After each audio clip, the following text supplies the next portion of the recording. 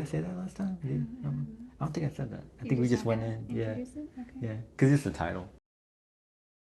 2023 has been quite an experience. I think bad movies are just as valuable to film and cinema as great movies or classics.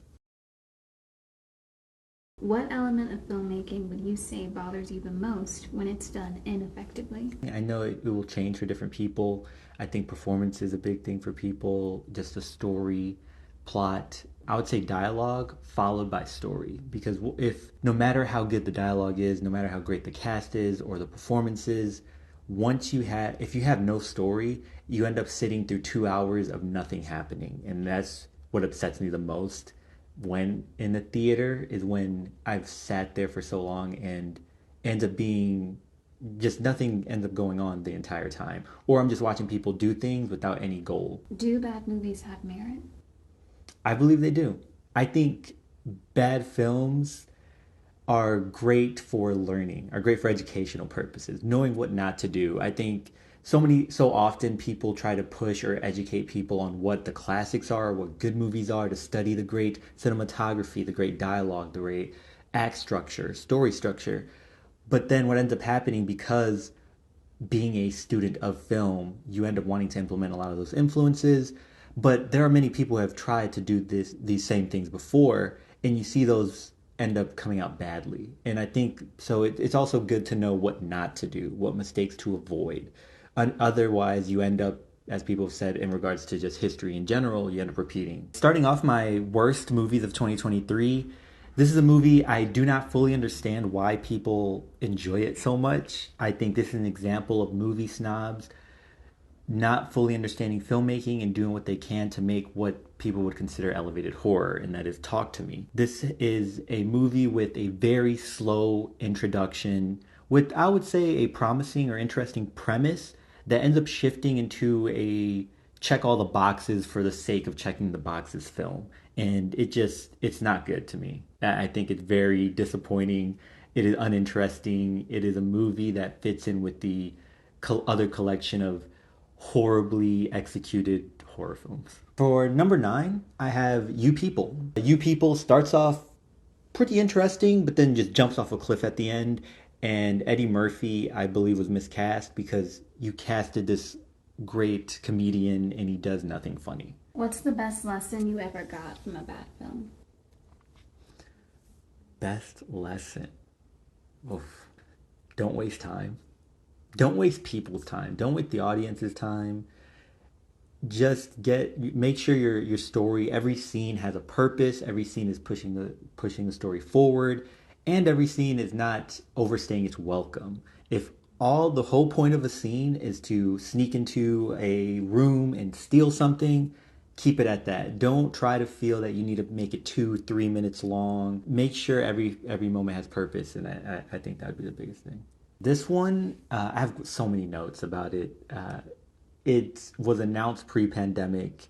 You have, even with everything that happened, with not only the studio but with the lead, and choosing to instead put money into the marketing, what I would assume paying celebrities to talk about it, putting money towards clearly not the special effects, and choosing to write Batwoman as a tax write off, and instead not putting money towards maybe pushing a better film such as Blue Beetle.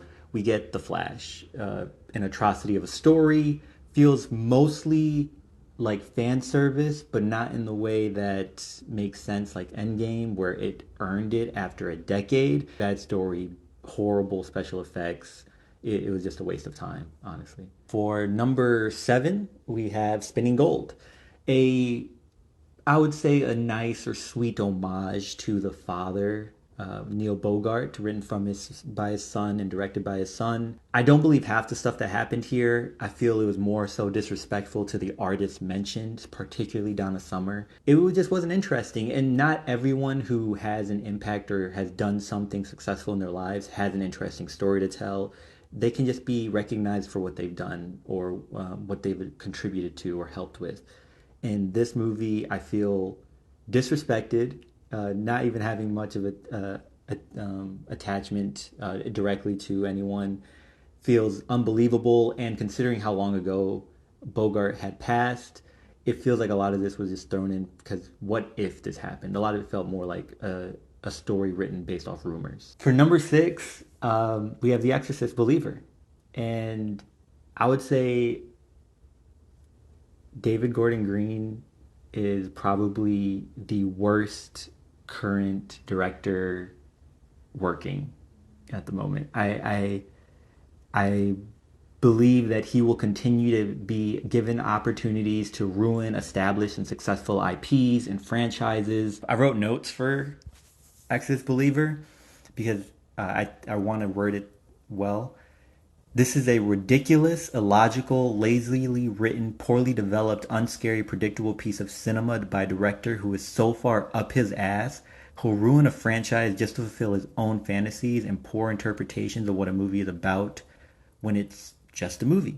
I think he's developed good connects over the past years or during his time in Hollywood because to be given this opportunity to taint three established franchises in a row, I would argue that 2018's Halloween is a fluke, and he got lucky with that one. This movie's boring, predictable, not scary, and feels like just double trouble Exorcist edition. What's your favorite bad movie? Favorite bad movie? That's difficult because I've had a good experience this year with watching bad movies, no matter where they are. Tubi is a great source of people that just make mistakes, and then so I'll go with this year. I'll answer this year. My favorite bad movies would be Stepmother 2 and Fear. Those movies, I feel I had an entertaining time, and I think those movies, along with many other films, there's a difference between movies that are just the worst, which is what this list is, just movies that are unwatchable and shouldn't even be given the time of day, and then entertainingly bad movies. And I think entertaining bad movies are what I mean when I say movie that you can learn from because you can still have a good time with them. For number five, for our worst movies of 2023, we have House Party. I believe this is Calmatic's directorial debut when it comes to films. He's a music video director. I think he just stick to music videos. There were a lot of good shots here that felt like they should have been in music videos or you would see them in music videos. Nothing happens here. None of the characters are interesting.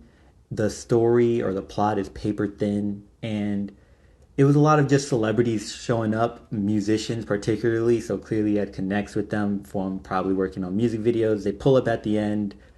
I ended up leaving pretty upset, especially it being called House Party. There's some people should stay in their lane. For number four, we have Knock at the Cabin.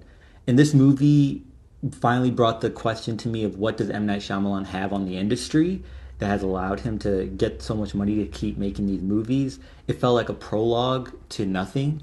I watched 7 people argue or discuss what maybe will happen, with 4 of them unconvincingly telling the audience it will definitely happen and then dying over what I don't know what happened. I ended up thinking, oh, the movie's over.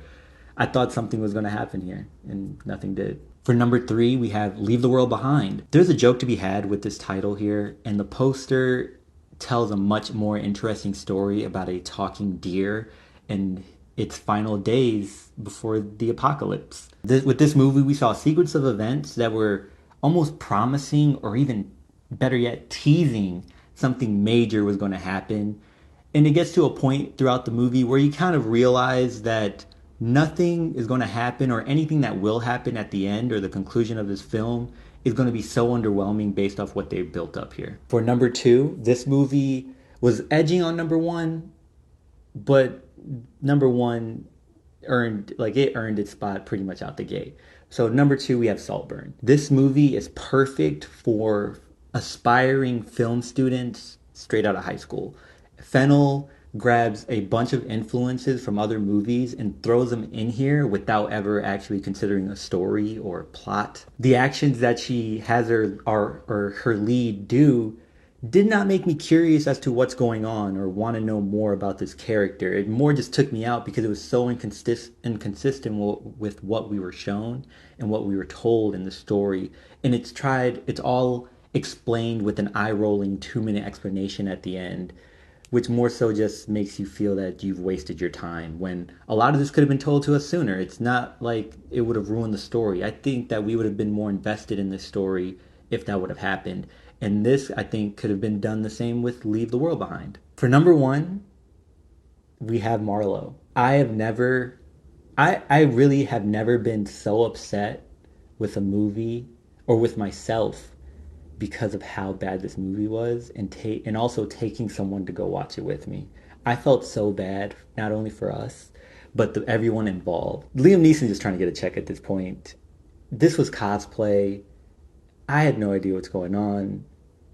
The people writing this had no idea what was going on. I would have thought that someone at some point during filming this movie would have realized this movie was going to be the most boring piece of cinema ever. This deserves to be recognized because of how bad it is. Yeah, that's my list. I think these movies are undoubtedly some of the worst of 2023. I think there are a few that could also be, honorable mentions. I think something that a lot of these movies have in common, particularly with the top five, is that the story is so flawed to a point where it feels like nothing's happening and you're spending so many hours just there trying to figure out what's going on, and you're just watching characters do things without knowing their motives, knowing or really understanding their motives or goals, and overall the whole story of that's presented to you in this film is non-existent, or they try very hard at hiding it from you. So when it is presented, you end up being overwhelmed or underwhelmed with what's going on. Out of all your least favorite films from this year, which one would you say had the most potential and why? Probably Talk to Me. I think I was after the boring 15 minutes of introducing or having to introduce every single character individually. It started off pretty well with the idea of communicating and all these young adults or teenagers, having fun. It reminded me a bit of Flatliners, and this had potential to veer into that kind of realm of them having fun and maybe being seduced by it and someone getting addicted to it, to the idea of it, and things going awry that way. And then it just takes a twist halfway through, and it follows that premise. I mean, it won an award at a film festival, and I feel oftentimes movies are made to try to check all the boxes of a film festival. I actually was having fun the first half of the film, and then I could feel it. You kind of feel it immediately where it just stops and says, "Now we have to do all these things to get to the conclusion," and the tone shifts so abruptly. It just took me out of it.